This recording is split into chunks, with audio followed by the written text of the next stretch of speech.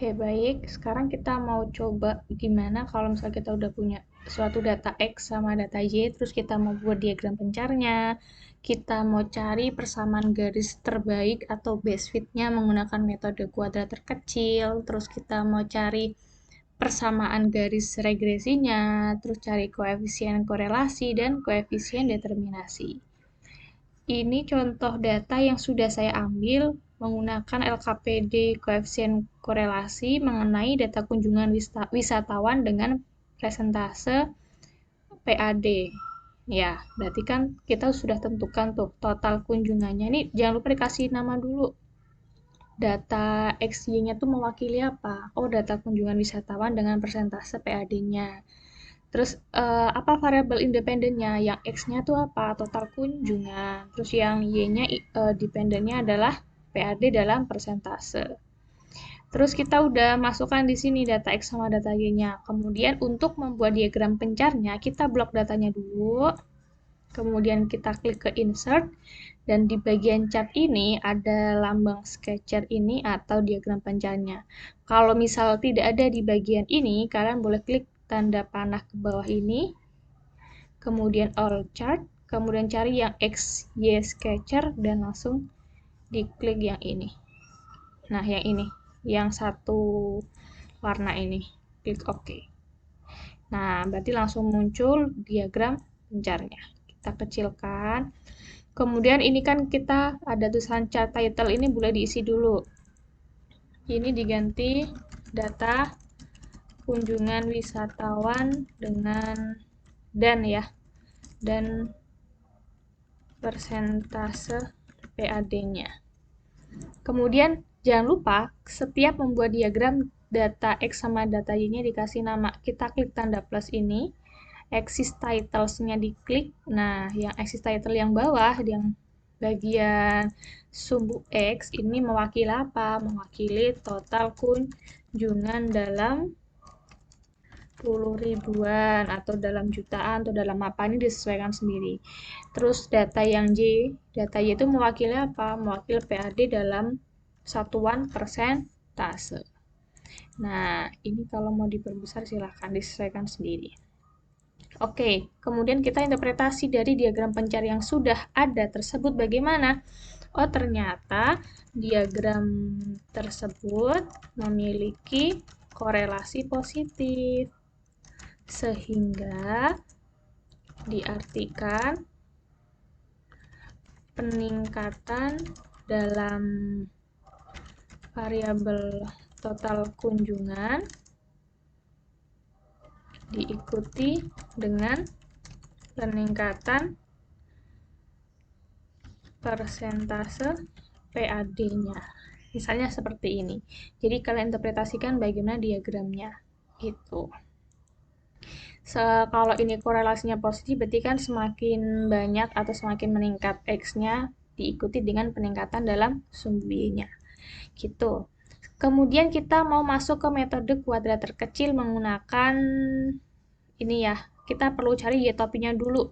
Biasanya kita cari Y-topi, kalian boleh gunakan ke insert, kemudian shape, di sini ada line. Nah, kalian gariskan kira-kira garis mana yang paling mewakili dalam titik-titik pencet tersebut. Misalnya garis ini. Ada lagi contohnya misal titik garis yang lain. Misal titik ini sama titik ini. Nah, boleh aja. Contohnya seperti ini, kemudian kan dicari menggunakan persamaan garis melalui dua titik. Tapi karena di sini kita mau cepatnya aja, kita boleh klik titiknya ini di dalam diagram pencar, klik kanan, klik add trend line, kemudian klik display question on chart. Nah, ini kan langsung muncul otomatis tuh, Y-nya 0,05, X plus 2,897. Itu akan menjadi garis regresi untuk dua kemungkinan, garis ke-1 dan juga garis kedua. Contohnya garis pertama ini, kita buat aja Y-topinya 0,05X ditambah, nah untuk konstantanya itu kan 2,89 untuk konstanta dalam regresi linear yang asli. Nah, kita pura-puranya mau cari Y-topi atau persamaan garis regresi yang memungkinkan kemungkinannya. Misal kita tulis 2,91 yang mendekati gitu kan, mendekati garis regresi yang aslinya. Terus yang kedua 0,5x ditambah misalnya 2,92. Nah, ini kan kita pura-puranya belum tahu nih kalau misal mana sih ya tapi yang paling mendekati atau yang paling memungkinkan, yang garis satu atau garis kedua gitu. Padahal tanpa kita menggunakan ini pun kita sebenarnya udah tahu, oh ternyata ya topinya yang asli ya 0,05 plus 2,89. Ini kita mau belajar aja gimana cara mencarinya menggunakan Microsoft Excel gitu ya. Oke, kemudian untuk X sama Y-nya kita copy dari sini. Copy semuanya. Taruh sini. Terus Y topi. Nah, Y topi kan tadi ketemu 0,05 X. Berarti kan dikali X. Pakai tanda bintang, kurung buka. X-nya ini kamu klik. Nah, terus kurung tutup. Ditambah 2,91.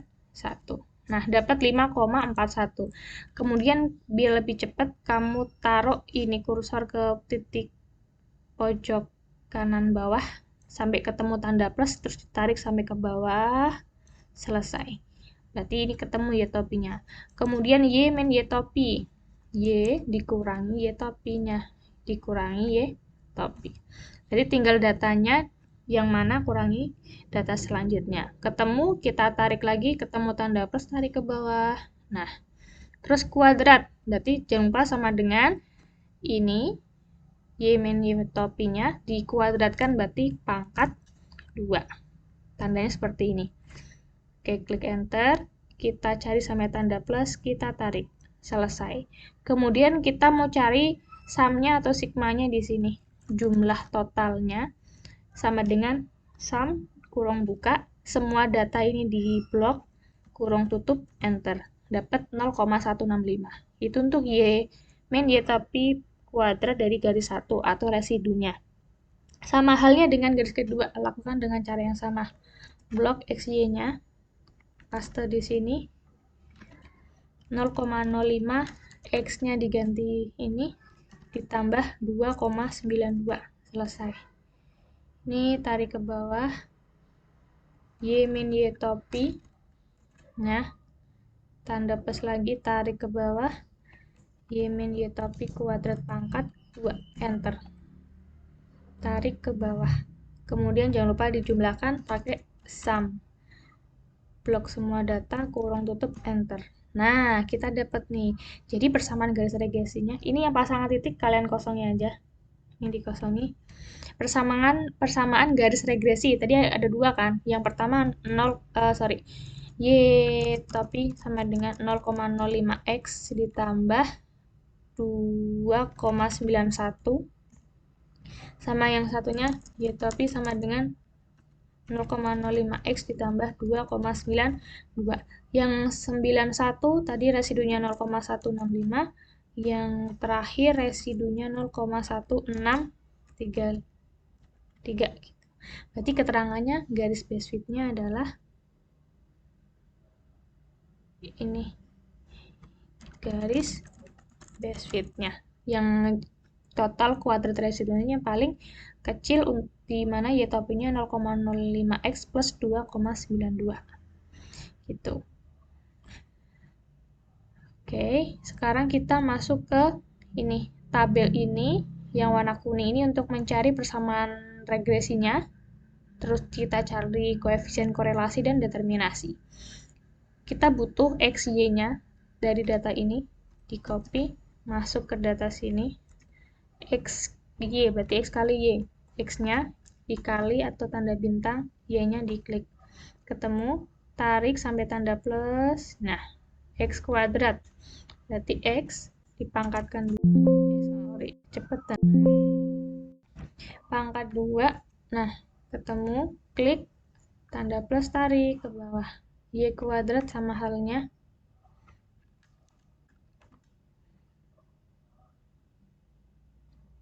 Nah, selesai. Kemudian kita butuh N. N itu kan banyaknya data. Kalian boleh hitungan manual. 1, 2, 3, 4, 5.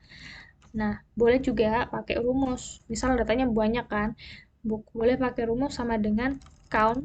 Count itu artinya hitung semua data di blok. Kurung tutup, enter. Sama dengan 5. Kemudian ini. Nah, ini ada sigma. Sigma itu untuk sini. Berarti ini adalah penjumlahan semua atau totalnya. Sigmanya berapa? Sigma dari X. Berarti sum.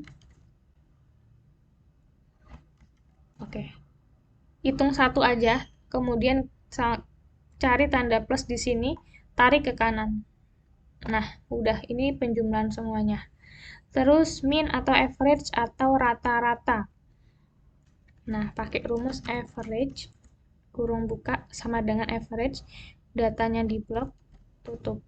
Nah, cari tanda plus, tarik ke kanan. Selesai. Sebenarnya average cuma sampai X sama Y-nya aja, tapi kita nyoba sampai ke sini nggak apa-apa. Udah, dapat. Sekarang kita cari SSXX. Apa itu? Total X kuadratnya, berarti sigmanya ini, dikurangi N. N itu banyaknya datanya. Ini, terus dikali sigma bar, X barnya, kurung ini, kurung buka, X barnya, pangkat 2. Saya ulangi, SSXX, berarti kan jumlah X kuadratnya atau sigma X kuadratnya ini, totalnya, dikurangi N, banyak datanya, dikali kasih kurung buka. Kenapa kasih kurung buka? Karena kita mau kuadratkan atau mau cari kuadrat dari X barnya. Jadi biar perhitungannya tuh nggak acak-acakan. Jadi X barnya dikuadratkan dulu, baru kan nanti dikalikan sama N-nya. Jadi kita kasih dalam kurung. Dalam kurung, X barnya, terus dikuadratkan. Enter. Selesai. Terus kita cari SSY juga sama. Sigma Y kuadratnya dikurangi N dikali tanda bintang, kurung buka, Y barnya pangkatkan 2. Selesai. SSXY sama dengan total XY-nya dikurangi N-nya dikali X barnya dikali Y barnya atau rata-rata X dan juga rata-rata Y. Enter. Akar dari SSXX dikali. Nah, ini akar ini nanti untuk mencari ketika koefisien korelasi. Kita hitung sekalian aja.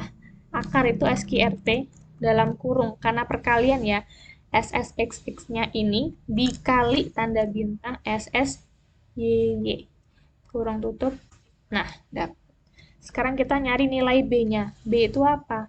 SSXX ini dibagi pakai garis miring bagi SSYY. Ini salah datanya. SSXY per SSXX. Dapat nilai B-nya. Terus nilai A-nya, Y bar, berarti min dari Y-nya, dikurangi B. B itu nilai ininya, udah ketemu. Dikali, pakai tanda bintang, kali apa? Kali X bar. X barnya yang ini. Kita kasih dalam kurung karena akan dihitung duluan. Oke. Nah, dapat nilai B dan nilai A. Berarti Y topinya ketemu, apa itu Y topi? A ditambah BX. A-nya 2,89 tambah B 0,05 kasih variabel X. Selesai. Kita koreksi dengan diagram pencarian yang tadi udah didapatkan. Nah, ini. Sama nggak? Sama hasilnya. Berarti perhitungan kita pakai manual ini dan juga pakai otomatis dari trendline tadi, ternyata hasilnya sesuai. 2,89 sebagai A-nya, 0,05X itu sebagai koefisiennya atau gradien kemiringannya atau nilai B-nya. Dah, sekarang nilai R. Nilai R itu adalah rumusnya SSXY ini per akar dari SSXX kali SSYY per ini. Nah, 0,97845.